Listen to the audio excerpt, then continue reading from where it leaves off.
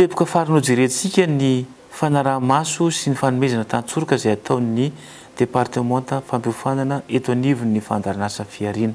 Raha izay tokoa ny fiompanana omen'ny Fiarina dia zava-dehibe ary tsy ataony ambanin-javatra ny fanaraha-maso sy ny fanomezana tantsorika ho an'ireo mpanjara izay misitraka ny famindramam-bola Fiarina.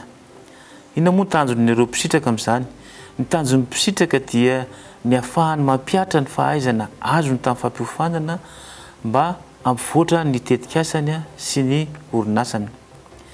Ny tantsorika na eny amin'ny toeram-piasan'ireo mpisitraka izany na mpitain-davitra na koa ara-telefônina dia mifototra amina drafitra fanohanana manokana mba hanampiana ny mpanjara amin'ny fampandehanana araka ny tokony ho izy ny tetikasany sy ny drafim-pandrararahana. Ny fandarinasa Fiarina dia miara-miasa akaiky amin'izany amin'ireo manam-pahaizana manokana sy matianina amin'ireo seha-piariana maro misy amin'izao fotoana izao.